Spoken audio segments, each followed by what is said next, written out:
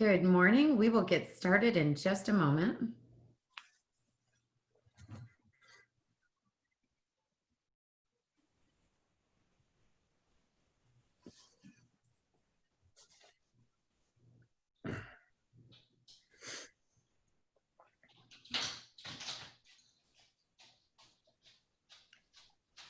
Well, hi everyone. Welcome to another amazing GSEC webinar. I'm really excited to have you here. I'm Danielle Casey. I'm the Executive Vice President for the Greater Sacramento Economic Council, and I get the easy job today. I get to tee things up, give you some housekeeping tips, and then set the stage and hand it over for all the hard work. So with that, we are going to be starting the program momentarily, but here are your housekeeping notes. This webinar is being recorded. Following the program today, if you registered and are online, you will get an email with a link to a survey so you can tell us how we did, maybe give us some great ideas for future programs. And you'll also get a link to the recording. The recording will also be posted on our YouTube and on our website. So we certainly hope if you like what you hear, you can share it with all your friends, family, colleagues, and social media connections. If you do have any technical issues, please use the chat tool. We'll have staff monitoring that to assist you. But if you have questions, and we certainly hope and believe that with today's topics, we're going to have a lot of great thoughts, please use the Q&A function. We'll be monitoring that tool and trying to get through all of the questions that anyone submits from the audience. If we don't catch them all, we will work to follow up on those in a future program. So now for the content of today's webinar. This panel consists of some amazing tech experts who are going to dive into how technologies of the future can be used for economic advancement. It's a moderated conversation. It's going to highlight how thinking about future technologies can help us get ahead of the curve as we find new ways to advance our region's economy. We're proud to partner with the Gem Lab again to produce this week's webinar and bring an incredible lineup of thought leaders who are willing to share their insights and their predictions with all of us. So a few thoughts from the GSEC side today. Technology is advancing, and maybe not quite as fast, but pretty close to as fast as we've imagined. And if any of you have been watching as much television as I have during COVID, I was reflecting a little bit. I realized that Blade Runner was set in 2019, one of my all-time favorites. RoboCop was 2028, and iRobot and The Martian were set in 2035. So we've got, we're not too far off from a lot of those things, but we also have some amazing imaginations. We're going to expound upon that today. You know, really putting it in context from an economic developer's perspective, the U.S. has shifted from jobs that focus on producing physical goods to one that really focuses on innovation and knowledge. An obvious example, of course, are smartphone devices that we can't live without. You know, the value of the device is not in the manufacturing of the product itself, but in the creativity and the original ideas behind that technology. One of the books that our team has really followed closely is one authored by Dr. Enrico Moretti, who is actually located in Berkeley. He authored The New Geography of Jobs a couple years ago, and in it, it highlighted that over the past 50 years, the U.S. has gradually shifted away from the traditional manufacturing of the past towards the creation of knowledge, ideas, and innovation. You know, the big difference is that these new innovation jobs rely on human capital, i.e. skills and creativity, versus the physical manufacture of goods. And they have a much higher multiplier effect. So for example, 2/3 of US jobs are in the non-tradable sector, but it's not the driver of prosperity, because for every one tradable sector job, there's the potential to create as many as 5 non-tradable jobs, for example, in the professional and services fields. So he makes some astute, but at the same time, what should be obvious observations. That more than any other sector, innovation has the power to reshape the economic fates of entire communities, as well as their cultures, urban form, local amenities, and political attitudes. So today we're going to explore that and much more with our speakers, who are going to share their visions and paint a picture of what this means for Greater Sacramento. So without further ado, I'm going to welcome back our moderator for today's panel, Jay Day. Jay serves as the Executive Director of Government and External Affairs for Verizon in the Western region.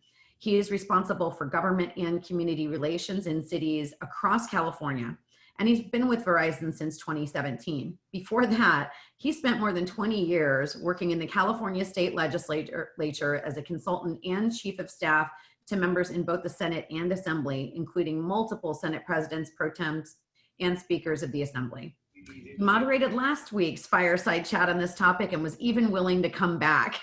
So after helping set the stage for the conversation we're about to have today, Jay, thank you for returning. We're thrilled you could join us again and continue the conversation. It's all yours. Well, Danielle, thank you. Thank you for that introduction. And I had it was a fascinating conversation last week with Walt. I was honored to be a part of it. And being part of this conversation as well, future technologies, economic drivers, identifying those technologies. How do we identify, adopt, and apply those technologies for economic benefit and societal benefit as well? I'm always reminded of a cartoon I saw years ago where there's two competing towns looking to clear their way and clear out the forest with their axes to make way to compete for that new train depot that's coming through, and who's going to get it and who's going to succeed. And somebody comes through with a chainsaw to the first town and says, here's a chainsaw. I can really help you clear this way. And the person with an axe looks at the chainsaw and says, that's too much new technology. I'm concentrated on what I'm doing now. And that's where he's going to continue to keep doing. And the person with the chainsaw goes to the other town, they adopt that new technology, and they get the train depot. It's for us, it's trying to figure out how we can identify these new technologies and how we can adopt and apply for the benefit of all. But with that, before we get going, I would like the moderators to introduce, the panelists to introduce themselves. So first, I would like to give Paul a chance to talk, introduce yourself, and give some of your background. Sure, thanks for that. Should I tell you I'm scared of chainsaws? So my background is I spent 17 years as a reporter and editor at the Wall Street Journal, mostly focused on technology in a whole bunch of different places around the world. I got recruited out in the mid-90s to a consulting firm that pioneered the idea of digital strategy. So we were all about innovation and drove a lot of it through the following 10 or 15 years before being bought by PwC. When I left this company, Diamond, I wound up writing a number of books on innovation, a couple with a fellow Chunkamoy, who I write with a lot, and then some others with some senior partners at McKinsey. Along the way, I wound up getting drafted to be the writer on the National Broadband Plan, which the FCC sent to Congress 10 years ago, and on a similar project at the little government background. My day job is focused on driving innovation in the insurance industry as the editor-in-chief at Insurance Thought Leadership. I'm also working on a book at the moment based on what we call the laws of zero that I'll tell you about as we get into things more substantive later, because it drives a lot of what I think the opportunities in general and are specifically for the Sacramento area. Great, thank you, Paul, very much. Next, Sadie, would you like to introduce yourself? Yes, thanks, Jay. Good morning, everyone. It's really a pleasure to be here. As Jay mentioned, my name is Sadie St. Lawrence, and I'm Applied Intelligence Strategy Consultant with Accenture. And there I really specialize in assisting organizations with digital transformations. But I can talk about transformations because I've gone through my own career transformations multiple times. I started off in piano performance, and then I studied neuroscience and psychology, and then I made a switch into data science. So when you feel the pain of a transformation, I felt it many times myself in going through that transition. But I really love the progress that is made in getting to that other side and starting to build the future. So in addition to my work at Accenture, I'm also the founder and executive director of Women in Data. Women in Data is an international nonprofit organization with 27 global chapters. And our mission is really to increase diversity in data careers. And as you can see, I'm really passionate about democratizing data and tech careers and making it accessible. So in addition to that work, I also teach with UC Davis and Coursera, where I've trained over 200,000 people in data science. So I'm really looking forward to this conversation today, and I hope we can all come away just a little bit more inspired and excited to co-create the future together. Great, great, Sadie. Thank you so much. And while we have you on here, why don't you introduce yourself? Just remind people who you are, and maybe if someone wasn't lucky enough to see you last week. Thank you. Who am I? I'm the CEO and founder of the Gen Lab, and we're an eclectic group of people who think about the future, primarily about how to change education and learning in general. So I've been working as an educational entrepreneur for about 35 years on that edge between employers and educators. So anticipating the future for both is not just an interesting hobby, it was a requirement of allowing the businesses I helped to create to survive. So I guess you can say I'm a practical near futurist, which means I'm worried all the time about what's going to be happening in the next few years and how to help educators and employers work together to meet that challenge. And very exciting to have been involved in setting this series up. And the fantastic speakers today. We're very, very lucky to have these panelists on our webinar today. Great, thanks, Walt. And Katalin, are you here now? Are you ready to introduce yourself? Yes, hello, I apologize. I live up in PG&E territory and the power's been going in and out all day today. So hello, my name is Katalin Bártfai-Walcott. I'm a senior principal engineer at Intel Corporation. I'm also the Chief Technology Officer for the Digital Globalization Consortium. I have been in the industry for about 35 years, over 20 years with IBM and 10 years with Intel. I've been working on data center and cloud solutions and done a lot of the innovation and evolution of cloud and multi-platform data center architectures, working with Fortune 100, Fortune 500 customers. But in the last several years, I've been focusing on data, on the focus on data privatization and data management, data ownership, really trying to provide the individuals with the ability to own their data, to be able to manage their data.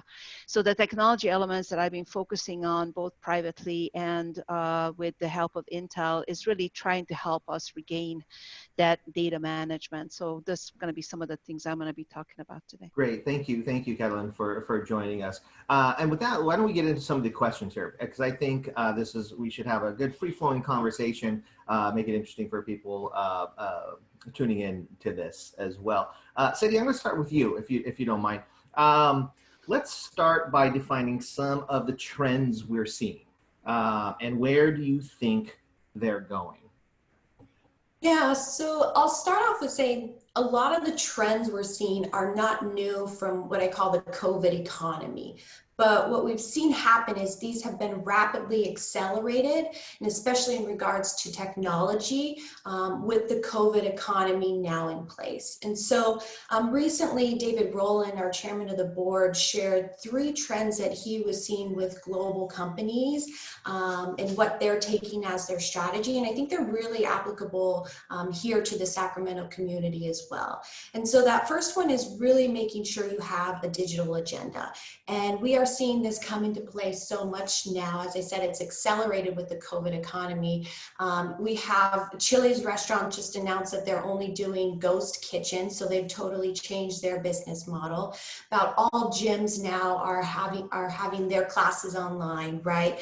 We have healthcare that's rapidly moved to telehealth, right? And now every corporate company has had to embrace remote work, whether they want it to or not, right? So if you didn't have a digital agenda, you have to have one now, and that's only being accelerated. And what we see as the foundation for this is really having a cloud foundation, because this allows for flexibility, scalability, and sustainability.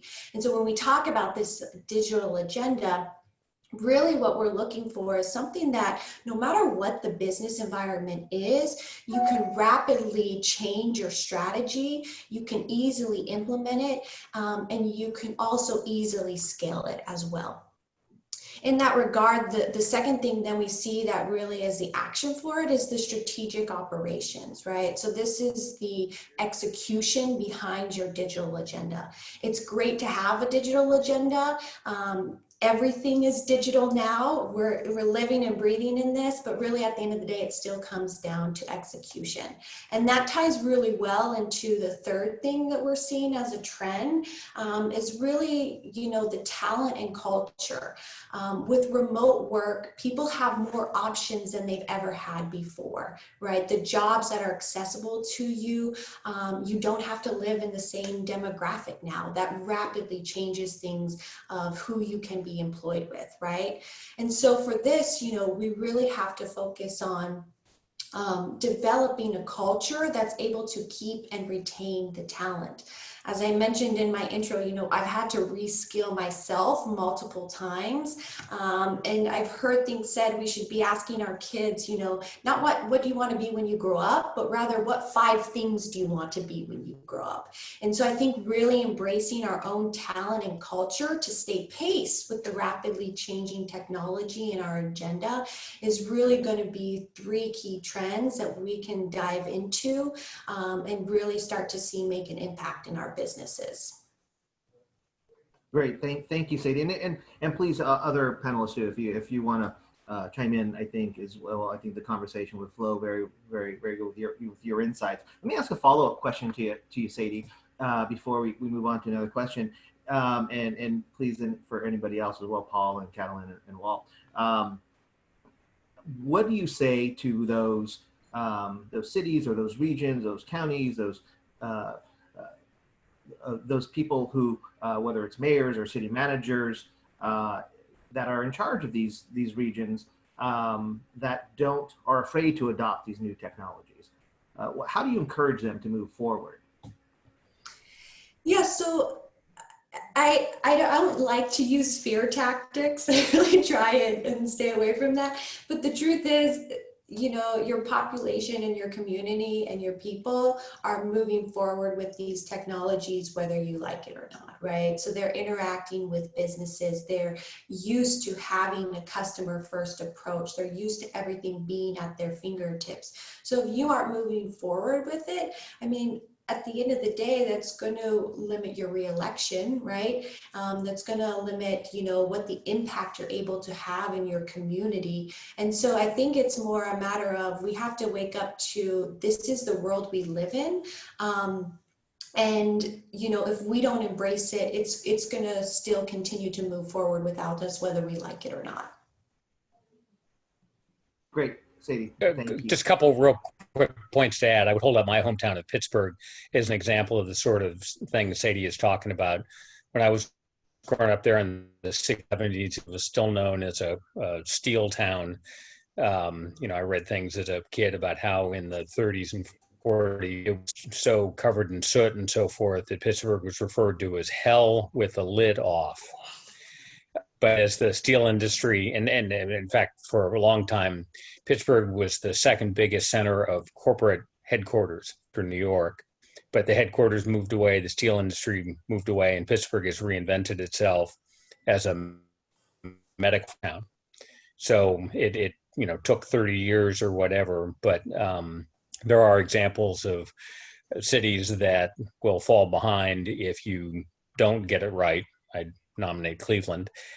And cities that can't get it right. I'll toss in one quote as well. I never expected to be quoting Sadie's point about the rapid change. He once said that there are decades where nothing happens. I'm not sure we're quite having decades happen in weeks, but we're certainly having years happen in months, I would say at this point, and people need to get with the program. Yeah, that's great point, Paul. Thank you, Paul, and say, Katalin, I'm going to give a second question to you, building on the question I asked Sadie. What do you think some of the positive impacts will be on the Sacramento economy with these emerging technologies and the adoption of them. Yeah, thank you very much for the question. And in fact, maybe I can echo what Sadie was talking about, fear tactics. I think the digital data economy is coming, and the digitalization is happening. So these tools and technologies are going to be used. Whether or not the city leadership, county leadership, even state leadership is enabling it, or whether or not they embrace it. But I think on the other side of the fear conversation is also this concept of privacy, this concept of security of data. And when I talk to different legislation or legislative teams or city and county leadership, they always talk about, to make sure that we want to ensure the data for our residents or our citizens of our the constituents. And this is both a fear question and a opportunity question, because we really do have the opportunity to do this right. And this is where I think the opportunity and the positive ability in Sacramento lies, that we really can move forward and implement the data management and the digital data economy through these new technical innovation in a very proactive way. And when we talk about the value and benefit, the value and benefit is not just in using the technology and getting a return or a set of new features or functions or capabilities out of the technology, but we can also get a value out of it. When you really think about the value of data, there are a lot of very large companies that are making a lot of money off of the data. And I think that there is an opportunity in this transformation and this technology evolution to actually provide a value of that data economy back to the individual as well. So for that, we actually have to be able to intercept the data acquisition and data management at the beginning. So even prior to the data being acquired. So some of the things that are being discussed at a larger forum, and there's some work actually ongoing in Colorado, both in the Denver and other areas in a consortium that is looking at how to actually manage data and actively provide this capability back to users. And I think Sacramento could actually also lead some of these evolutions and these changes. We could be leading it here. So some of the things that we are looking at are, how do we actually provide the customer the ability and the individual the ability to actually own their data, to be able to manage its life cycle, manage its security features, manage its ability to be traded, even at the, similarly to the way that, the Toronto Stock Exchange or even the Chicago Board of Trade is behaving and operating. How do we actually provide that monetization opportunity so that the individual can regain and get some remuneration for the value of their data? So from a personal perspective, I am looking at the opportunities, and I'm trying to figure out how to help Sacramento become the forefront of this technology evolution, and also provide a universal basic income out of the data and the data value that we have. So I believe that there's a huge opportunity based on the technology and the technology evolution that we are talking about. And I think there is actually a way for us to be able to regain and provide value down to the individual level. Hope that answered the question. Yeah, good. And also follow-up question too, that the impacts on the economy. We're seeing that there will be lower barriers to entry for small businesses, whether it's connectivity or a more workforce that has been exposed to STEM or STEAM education through a lot of work from the city. I know the city, the mayor's 1,000 Strong program is working. We sponsor 14 interns a year from Verizon to work throughout the city, and a lot of them working with Square Root Academy or powerhouse science center to be exposed to for this new emerging workforce. Do you see this these new technologies having a greater impact on the economy through lower barriers of entry, a more technical workforce coming up through just exposure to new technologies? And please, anyone else can answer this question too. I just want to follow this up with. Sure. So let me just maybe give you a my view and my flavor to your question is that I think that technology, I think this is a general fear, is that technology is going to remove certain jobs and going to actually exit certain jobs out of the market. I think technology is also an opportunity for new jobs, and they don't have to be extremely complicated. They don't have to be very complex. Many of the new technologies are bringing in new requirements. When we are looking at AI and some of the automation, those type of things actually require a set of jobs to actually help manage those capabilities and manage those systems, those physical machines that are doing some of that work. So I think there's actually an opportunity in that. But the other side of that is that, again, when you're looking at the work that has to be done behind the data, especially with AI systems, there has to be the understanding and the management of what that AI does, not just from the technology perspective, but from an ethical and moral perspective as well. There's some development that has to happen in order for those AI systems to actually provide the next level of future and the next level of capabilities that help the humans live in a better life. So we have to actually look at this not just from a technical perspective, but also all of the other surrounding capabilities and acumen that help society grow and help society evolve. So I think that there are some specific jobs and there are specific opportunities in technology.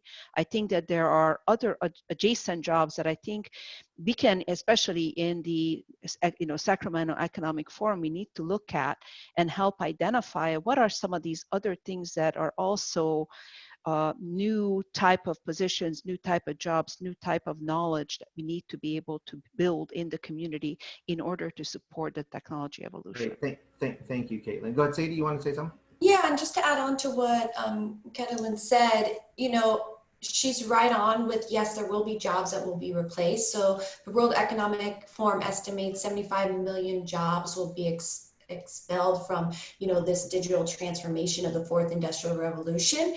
But 133 million new jobs will be opened up. So what we have is we do not have a jobs problem, we have a skills problem. And that's really where the focus needs to be. And then just to kind of iterate back to your other question about, will the Sacramento economy, benefit from this? What are the pros? When we think about the digital economy, the barriers to entry are so low. Before in business, you would have to get a brick and mortar location, and just for the rent alone, most people had to take out a business loan. Now you can create a website pretty much for free, right? You can start selling online through a shop. There's so many more options that the cost and the barriers to entry to starting businesses have really just been removed from the digital economy. Great, thank you I for that. think this opens a real opportunity for the Sacramento area, because people have learned that Zoom meetings work pretty well, right? They don't have to go into the office all the time. Right. And if you don't have to go into the office all the time in innovative industries, you don't have to live in Silicon Valley. I lived in Silicon Valley a couple times, left not quite 20 years ago.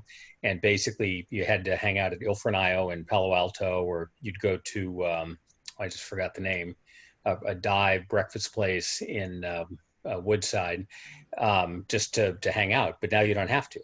So Sacramento, I think, is very well positioned to pick up some of those innovative types who don't have to spend $5,000 a month for a closet in San Francisco, just because, you can do so many things remotely. In Sacramento, unlike other places, it's close enough that if you absolutely have to, you can hop in your car and in an hour and a half, couple hours, be wherever you need to be in Silicon Valley. Yeah, and for me, I'm thankful, and I know a lot of us are in the same boat, that I have a 9 and an 11-year-old who are schooling from home, and I'm thankfully I'm able to work from home and have this interaction with you, although I'm sure they'll be busting in through the door at any moment. But 'tis the new reality, right? Well, let's let's follow up on that. I have a third question and directed. I'd like you to take the lead on this, Paul. So how do we work collaboratively, if I can say that word, to leverage these trends to shape future economy of the Greater Sacramento region? How do we work together to shape these trends? So I'll back up for just a second. As I mentioned, in addition to my day job, trying to drive innovation in insurance, I'm working on a book with my buddy Chunkamoy based on what we call the laws of zero. And while Walt worries about the near term, I'm thinking more of a 30-year time horizon here, because in the technology world, that seems to have worked about right for really breakthrough innovation. So the laws of zero are 6. Basically, computer costs will head to zero. I mean, it will entirely be zero because you'll still pay something, but a gigabyte of memory cost $300,000 in 1980. 30 years later, it cost 2 cents. That's the kind of communication costs. We can already sort of see it with our phones, remarkable things that they can do. Same will happen with information, not just because communication costs will go down, but because there are going to be sensors everywhere. You can just, stick a sensor on anything you want and get any information. Cameras, there are little strings of satellites that are being put up in the air that are basically scanning the Earth in real time. It actually will help with wildfires because it'll spot them a minute after they start, rather than waiting until they get to be 5 or 10 acres and are spotted by somebody. Less intuitive is that energy costs are actually headed to zero. If you look at what's happening with solar and wind power, they have been on an almost exponential decline for decades. Batteries will have to kick in so that those things can store the energy, but those also seem to be making remarkable strides. Once you get energy free, then water is free. My favorite example is a water fountain, which is a 600-mile stretch along the coast of Chile that is the driest spot in the world outside the polar deserts. But there's still 30% humidity there. So if you put a condenser in and connect it to solar power, just smack in the middle of nothing, you have a water fountain that people can drink from anytime they want. In addition, transportation will be free-ish. You'll still have to make the cars and so forth, but autonomous vehicles, I think, will clearly be available within 30 years. So all the time sorts of effort. So that's how I frame sort of the 30 years. When I think in terms of what happens with Sacramento, you folks probably know better than I do, but I certainly have read about a lot that's been happening in terms of solar in the Sacramento area. I think batteries are also up for grabs. Most of the battery activity in the US has been centered in Boston because of MIT, but there is so much happening that there are lots of opportunities there for research at Davis or somewhere else. And then more broadly, sort of my point about Pittsburgh, I think cities are going to be reinvented, right? I think until COVID came along, I would have said that cities would be an awful lot denser. These days, we'll have to sort of see what people think about density. But a third of our cities at the moment are parking lots. And if you have driverless cars, you don't need parking lots. That frees up a lot of space. If you look at the way cities have been designed, they've been designed for cars. All the parking spots and so forth, and the traffic lights and so forth. So I think there is an opportunity, and there are ways, if you have energy everywhere, you have food everywhere. So people are actually working on vertical. So basically you just do everything inside. It's incredibly dense, it's hydroponic, but it's an incredibly efficient way to make, generate. You actually have people doing apartment buildings in some parts of the world where it's a place to live and it's a farm at the same time. I don't know exactly how all these things play out, but I think there's an opportunity for some city to say, okay, we are designing the city of the future.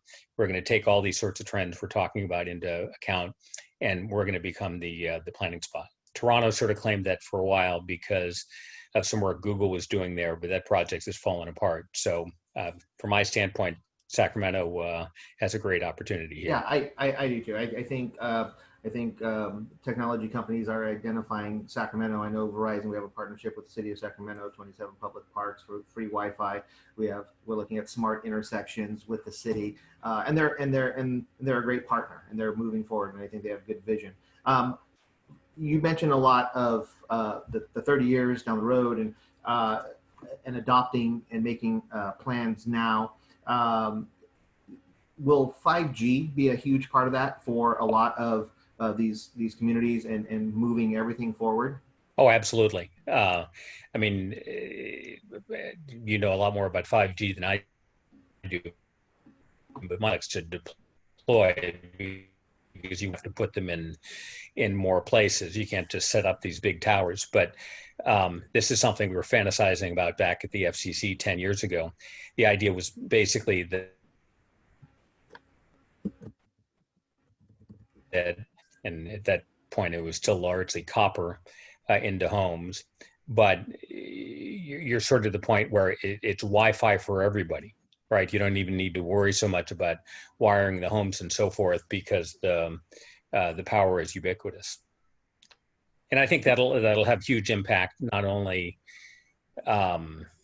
in urban areas but in rural areas. I was reading something this morning about how the Land O'Lakes CEO was complaining that there were things that the farmers who owned her company couldn't do just because they didn't get the kind of access in rural areas that they need to be able to drive the auto tractor and do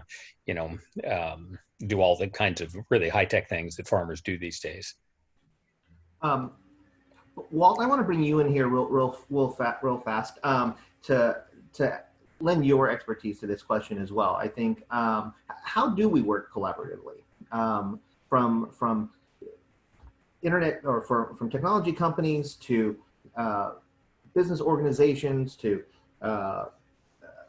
rank and file people to government officials? How do we have a bold set of ideas, or what do we do, in your opinion?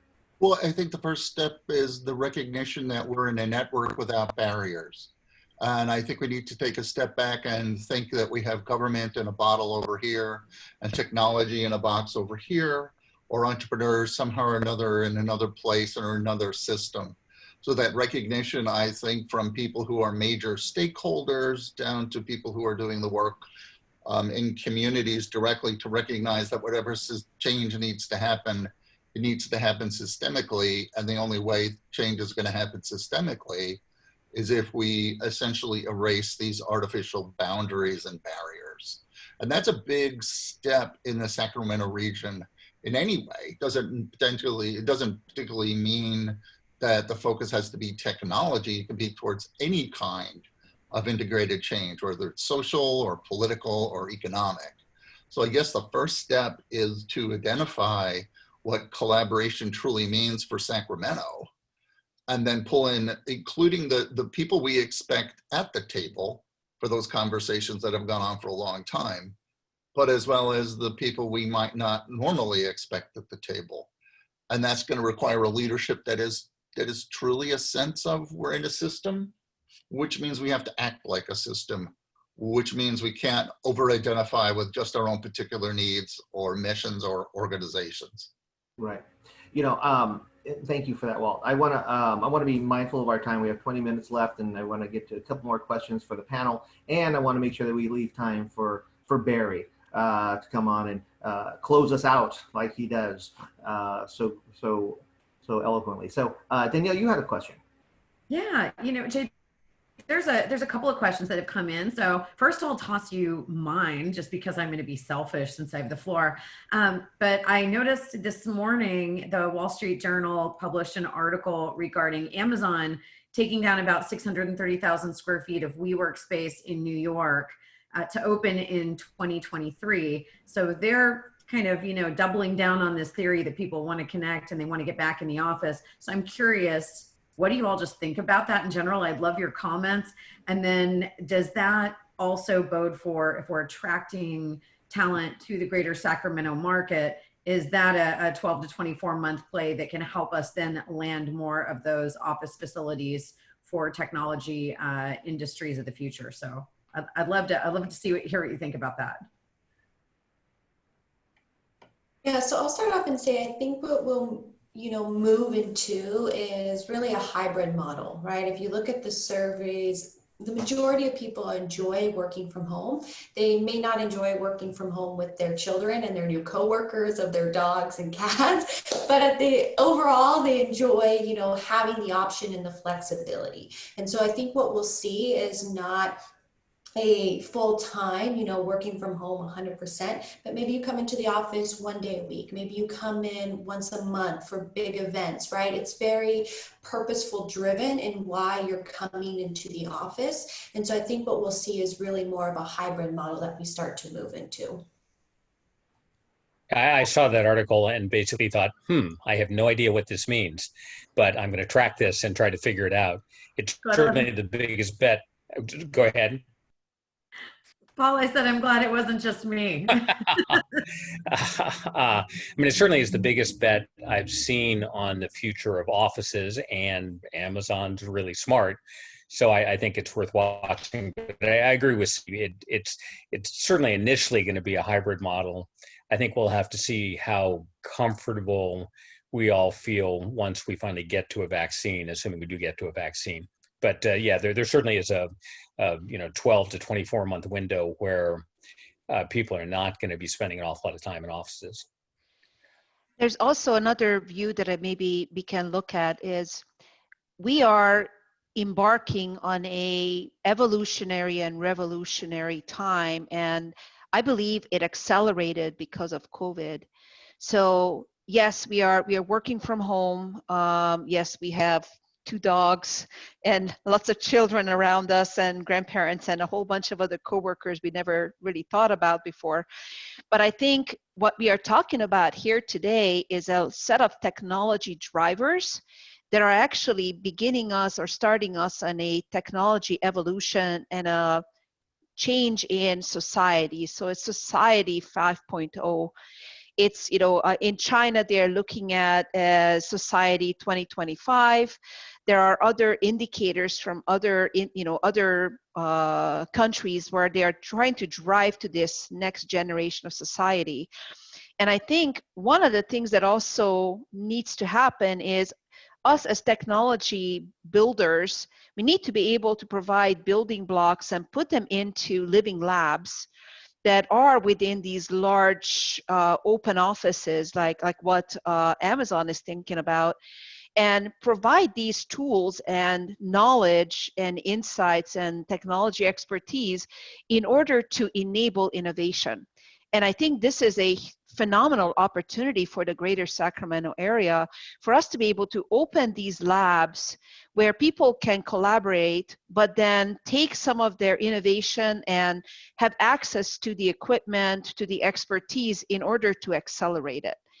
So to me, when I look at things that we are doing at home, we are innovating and we are thinking forward and we are moving our business forward. But I think that part of this next or COVID accelerated technology innovation is going to be the opening of these living labs where people can actually help actually make the technology innovation and vision that we see make it into a reality. So 5G is absolutely going to be there, but there are a whole bunch of other new technologies, including some of the innovations in AI and machine learning and deep learning, a lot of the innovation on edge and fog computing, something that's near and dear to my heart, and then other technology elements that are really connecting fog computing and edge computing and make it into one seamless set of services, driving new capabilities into the industry. And there's been conversations in our previous meeting on cellular networks. We talked about potentially looking at different innovations in different industries, including insurance. one of the things that I think is going to happen is, along with these technology innovation, there will be a whole bunch of new services that will come out. And these innovations in the living labs are going to allow us to actually serve them appropriately for the community. So I think that what is happening now is just the beginning, and it's got accelerated by COVID, but it's just the beginning of this brand new revolution and evolution that's going to really just burst out of this, couple of months of lockdown. At the moment, we have the vaccine and we have the opportunity to open up. Great, thank you, Katalin. Which leads me into my final question here, because I want to be mindful of our time, and I want to make sure we get Barry on, because I can't go a day without hearing from Barry. So Paul, building on what Katalin had said there, that we are, COVID has kind of pushed us on to forward to maybe where we weren't ready yet, but now we're rapidly becoming ready to embrace a lot of this new technologies, work from home. So if we were to take a single bold step intentionally to build a new future-focused Sacramento and the region, what would that be? What would that be to get us moving forward so that we really can really be bold in this region and lead the way?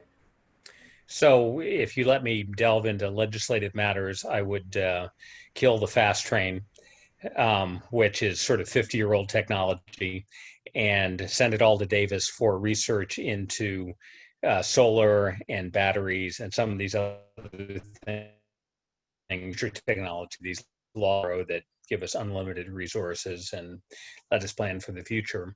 Assuming I probably don't get licensed to do that, I would say this idea of the city of the future. I think if Sacramento, if you guys were to somehow facilitate a group to think about what the city of the future ought to be, and then start 30 years out and then sort of work back to think about some of the things that could be done now in terms of traffic, in terms of building, in terms of whatever, I think Sacramento could put a stake in the ground and really drive some interest and do a lot of good. Sadie, what do you can you weigh in on this as well? Yeah, so I'll just add on to, once, Paul gets his wish and the reinvestment of funds into technology, I'll just follow up with that and say, let's invest in the people here in Sacramento, and really in regards to the reskilling and upskilling, right? So as we invest in this technology, also pair it investing with the people who need reskilled to create that future, and broaden our horizons in terms of who we're reskilling and upskilling, so that we can get a more creative and diverse population co-creating this future together. Well, I would like to get your input as well. The bold steps to move us forward and lead. That's a wonderful question. I was just making notes to myself here. I think we need to recognize that the Renaissance started in the middle of a plague. And Shakespeare wrote Romeo and Juliet and King Lear and Julius Caesar on a one-year lockdown. So what I'm thinking to myself is the bold step is a recognition that it's time for a bold step.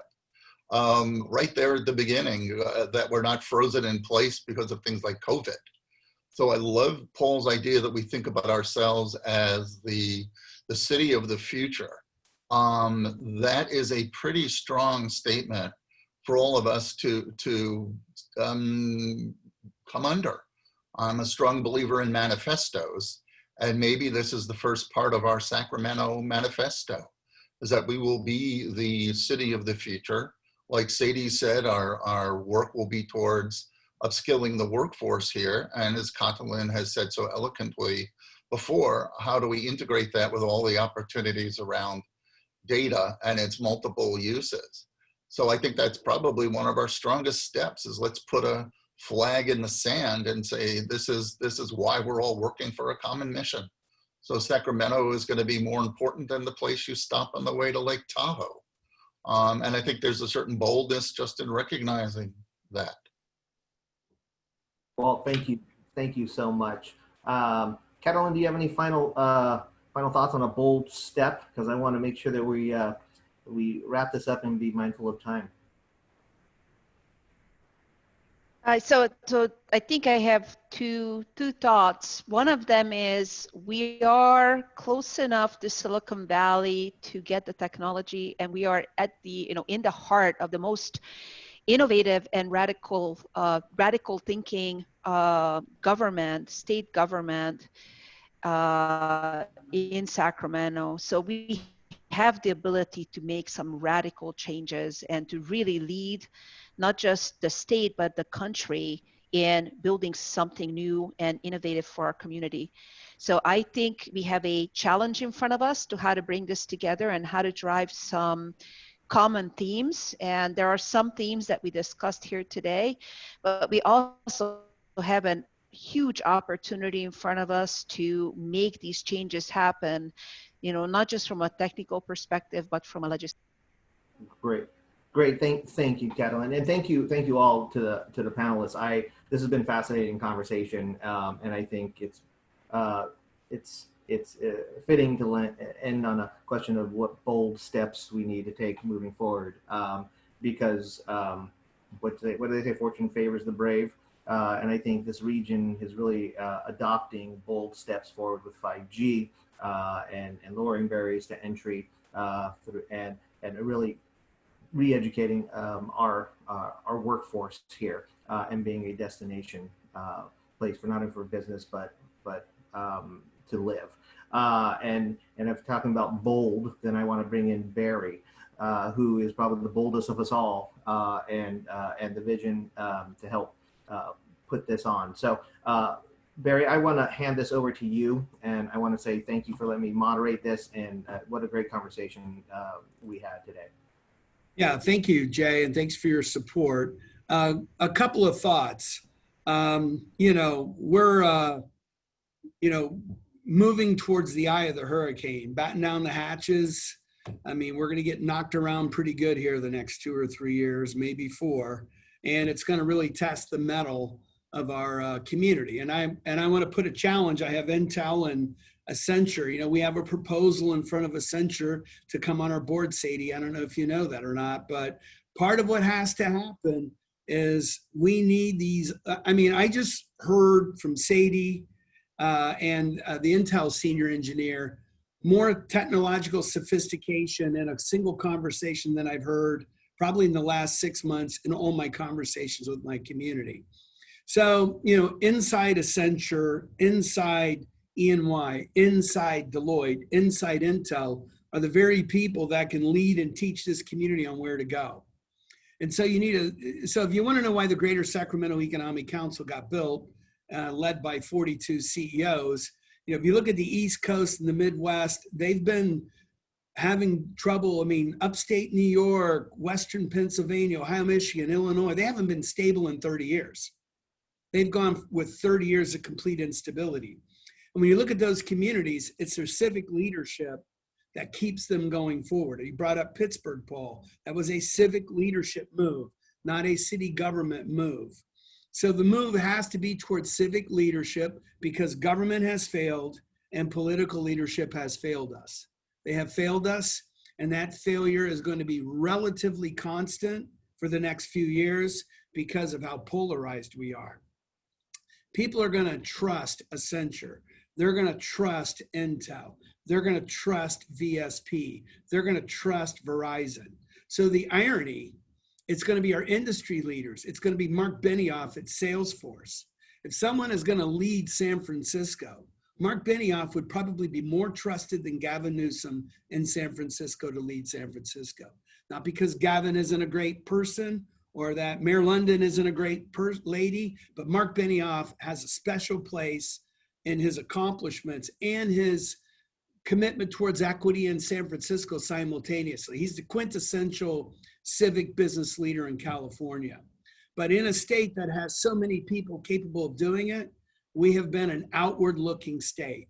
We're more worried about clean water in China than we are poor children in Sacramento. And that's why, we have such poverty and equity issues in our community. So we need Intel, we need Accenture. We need you to step up, not just let the local community try and find its path forward. They don't have the thumb on the pulse of technology. They don't have the sophisticated market conditions that you have.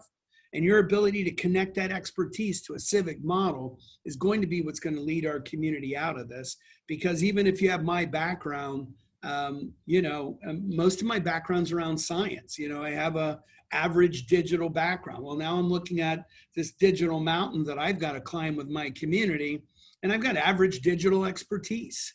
I'll be a lot better at Aggie Square than that. So how are we going to get that digital expertise? It's going to come from Accenture. It's going to come from Intel. It's going to come from the people that are moving capital at the speed of light through their business model, and constantly changing it. You're going to see that technology, and a mayor's going to see it in 7 years. So what communities do is they chase technology, not lead it. And why isn't Google here? Well, we weren't producing software engineers in 1998. That's why Google isn't here. And if you start producing software engineers in 2018, too late. Forget it. Go to AI machine learning and try and be a player in this new digital economy like fintech, which we're trying to work on. So this is going to be a real test of courage and civics. And so a lot of people are leaving California. Businesses are leaving California. Massive outmigration of LA and San Francisco. Here's what I think we should be doing in the Greater Sacramento region. We got a chance, and we've always felt this way, to be the most important community in California. We are now the most important community in California because we are a big enough market to matter, and we're small enough to where we can change and manage outcomes. I have no idea what you would do with LA and 13 million people, or the Bay Area with those complexities. I'm not sure there's a clear roadmap, but we know what to do, and we have the ability in our own community to set a new standard for inclusion, not letting these digital technologies leave people of color behind, cleaner economies, healthier economies, democratic access to technology, but also capital is much more democratized. So we believe in ourselves and we make the move, it's queued up for us to succeed. But we're going to have to bear out the losses of these big government jobs, because between the pension crisis and the structural deficit, what goes up must come down. So as we move forward with courage and vision, we're going to set a new standard for ourselves, but all of California. But that's not going to be a smooth sailing. That's going to be rough waters. But if we're all in it together, right, we'll pull it off. So my last statement to people who are thinking of leaving California, I don't know where you're going, where there isn't COVID-19 and crisis. Don't kid yourself. You may find yourself moving to a community that doesn't look like a lot different than the one you're leaving. So here's what we say in our organization. Don't leave, lead. We're not supposed to be leaving California. We're supposed to be leading California, and California is supposed to be leading the nation. So I thank you for your time today.